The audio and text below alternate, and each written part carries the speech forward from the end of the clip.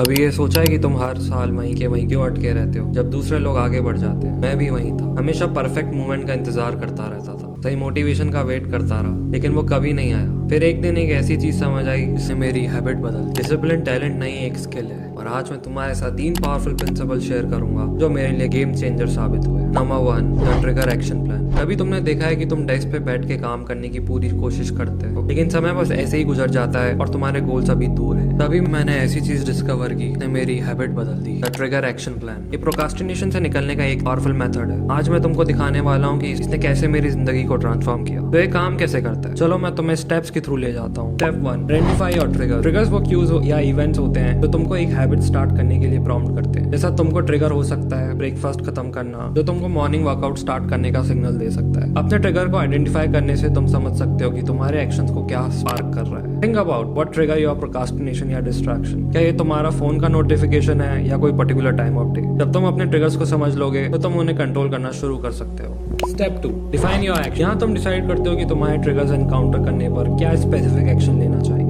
जैसे अगर तुम्हारा ट्रिगर कॉफी फिनिश करना है तो तुम्हारा एक्शन हो सकता है कि दिन के पहले टास्क को तुरंत शुरू करना। ट्रिगर और एक्शन के बीच में क्लियर लिंक बनाओ। ये तुमको एक एक्टिविटी दूसरी एक्टिविटी में बिना हेजिटेशन के ट्रांजिशन करने में मदद करेगा। स्टेप 3, रीइंफोर्स एंड जब तुमने अपने ट्रिगर और एक्शंस को एस्टैब्लिश कर लिया तब इन्हें रीइंफोर्स करना जरूरी है। अपनी प्रोग्रेस को ट्रैक करो और देखो क्या काम कर रहा है। अगर जरूरत हो तो अपने प्लान को एडजस्ट करो। ये तुम्हारा ट्रिगर्स और एक्शन को अलाइन करने में हेल्प करता है। याद रखो, कंसिस्टेंसी इज की। जितना ज्यादा तुम अपने ट्रिगर और एक्शन को रीइंफोर्स करोगे उतना ही ये ऑटोमेटिक बन जाएगा। Number 2, the mindful momentum technique. कितनी बार ऐसा होता है कि हम अपने गोल्स को अचीव करने का प्लान बनाते हैं बट कहीं ना कहीं बीच में फंस जाते हैं। हम अपने ख्यालों में इतना उलझ जाते हैं कि फोकस ही लूज कर देते हैं। मुझे याद है वो दिन जब मैं काम पर बैठा लेकिन डिस्ट्रैक्शन की वजह से कुछ कंप्लीट नहीं कर पाता। वो एक लूप जैसा था, प्लान करना, डिस्ट्रैक्ट होना, फिर फ्रस्ट्रेटेड फील करना। फिर एक दिन में एक ऐसी टेक्निक डिस्कवर करी, द माइंडफुल मोमेंटम टेक्निक। ये टेक्निक बहुत सिंपल है लेकिन बहुत पावरफुल है। मोमेंटम सिर्फ फिजिकल एक्शन से नहीं बल्कि मेंटल फोकस से भी बनाया जा सकता है। ये टेक्निक मेरी माइंडफुलनेस को मोमेंटम में कन्वर्ट करती है। चलो मैं तुमको ये टेक्निक समझाता हूँ। इस टेक्निक के 3 स्टेप होते हैं जो तुमको मोमेंटम बिल्ड करने में मदद करेंगे। Step 1, pause and centre yourself. सबसे पहले एक छोटा पॉज लो, अपनी ब्रेथ पर ध्यान दो